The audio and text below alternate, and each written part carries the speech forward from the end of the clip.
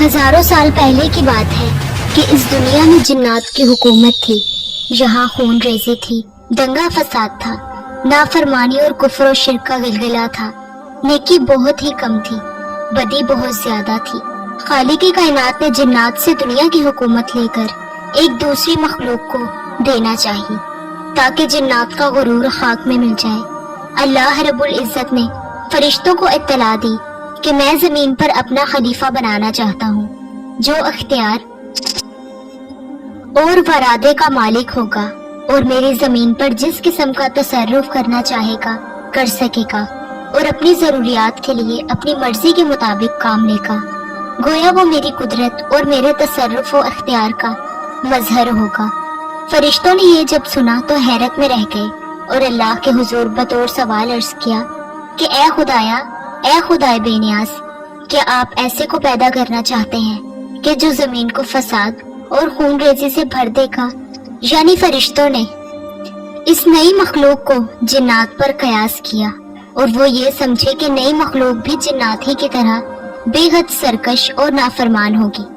وہ بولے کہ ہم جماعت ملائکہ ہیں، آپ کی تسبیح و تحلیل کے لیے کافی ہیں. بس اللہ رب العزت نے جواب دیا کہ آدم علیہ السلام کے پیدا کرنے میں جو حکمتیں ہیں تم ان سے واقف نہیں. سورہ بقرہ میں اللہ رب العزت نے اس بارے میں آیات نازل فرمائی ہیں.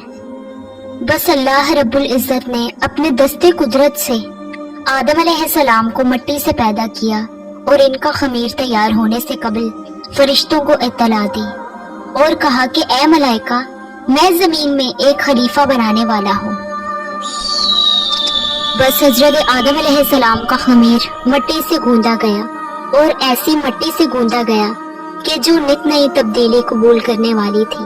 جب یہ مٹی آواز دینے اور کھنکھنانے لگی تو اللہ رب العزت نے اس جسد حاکی میں روح پھونکی.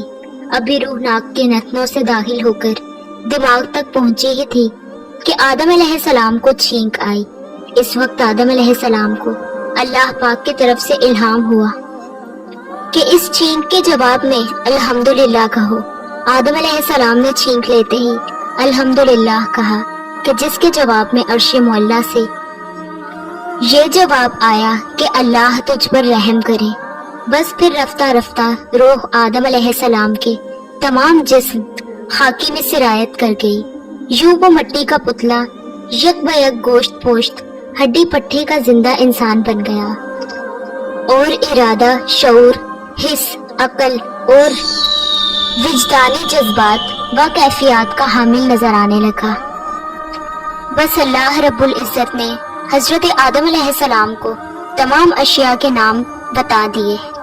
پھر اللہ رب العزت نے ملائکہ سے کہا کہ تم ان چیزوں کے نام بتاؤ. لہٰذا فرشتوں کو بھی خبر تک نہ تھی کہ ان چیزوں کے کیا کیا نام ہیں.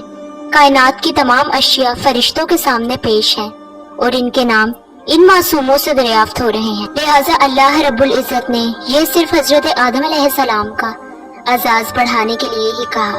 چنانچہ اس عظیم سوال پر سارے فرشتے عاجز ہوئے اور سب نے انکساری سے عرض کیا کہ اے پاک پروردگار، تیری ذات خوب واقف ہے کہ ہم ان چیزوں کے نام نہیں جانتے.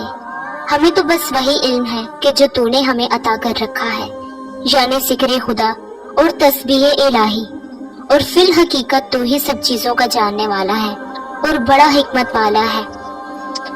لہٰذا یہ کائنات کی وہ تمام اشیاء کہ جو ماضی سے مستقبل تک وجود میں آنے والی تھی، ان سب کے نام اور ان کی حقیقت کا علم حضرت آدم علیہ السلام کو دیا گیا. دوسری رائے یہ ہے کہ اس وقت جس قدر اشیاء و عالم کائنات میں موجود تھی، ان سب کا علم عطا کیا گیا. زمین پر رہائش اور یہاں حکومت کرنے کے لیے جس قدر علوم کی ضرورت تھی وہ سب علوم عطا کیے گئے.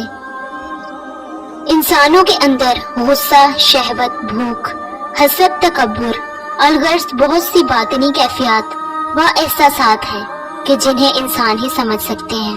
فرشتوں کے اندر وہ کیفیات اور جذبات نہیں پائے جاتے، اس لیے وہ اس سب کے نام اور کیفیات بتا بھی نہیں سکتے.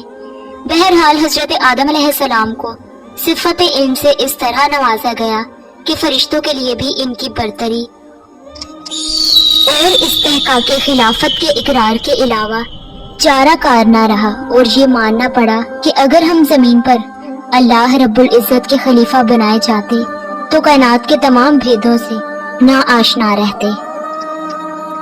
بس جب حضرت آدم علیہ السلام کی علمی برتری تمام جنات و ملائکہ پر آشکارا اور ظاہر ہو گئی، پھر اللہ رب العزت نے تمام فرشتوں کو حکم دیا کہ آدم علیہ السلام کو سجدہ کرو، تو فوراً تمام فرشتوں نے تعمیل ارشاد کی اور سجدے میں گر پڑے سوائے شیطان کے، وہ سجدے میں نہ جھکا۔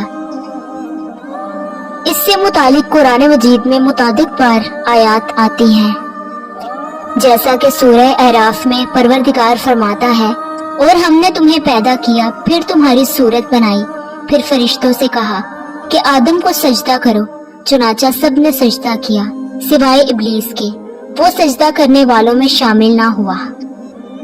جیسا کہ سورہ ہجر میں پروردگار ارشاد فرماتے ہیں کہ ہم نے انسان کو سڑے ہوئے گارے کی کھنکھناتی ہوئی مٹی سے پیدا کیا، اور جنات کو اس سے پہلے ہم نے لوگ کی آگ سے پیدا کیا تھا۔